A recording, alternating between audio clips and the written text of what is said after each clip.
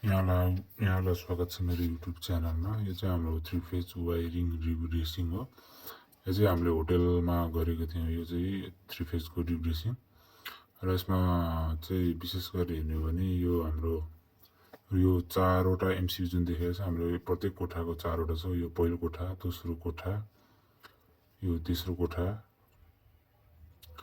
यो चौथो कोठा, यो पाँचौँ कोठा र यो छैटौँ कोठा चाहिँ अहिले हामीले वायरिङ गरेको छैन। र यसमा त्यसै गरी यो तल देखाएको 7-8वटा यो पहेँलो तार भएको चाहिँ इन्भर्टर, यो रुम वाइजको इन्भर्टर सिस्टम छ। यसमा तल यो अर्थिङको भइहाल्यो।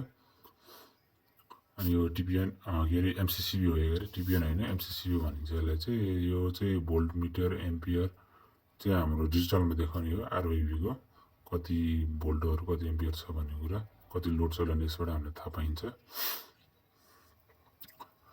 जो वायरिङ चाहिँ कस्तो छ गाइज कमेन्ट पनि गरिदिनु होला होइन। यसमा टाढा पनि हेर्नुहोस् कस्तो देखिएको छ, राम्रो छ या राम्रो छैन,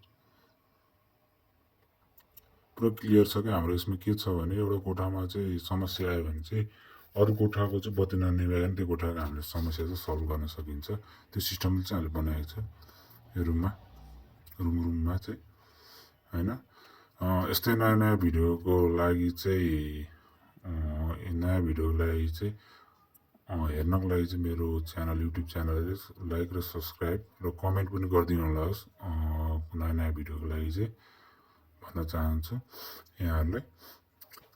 र अहिले देखाइरहेको पनि सेम त्यही हो, मैले भनेको अघि जस्तै हो भनेर म भन्न चाहन्छु। यहाँलाई धन्यवाद।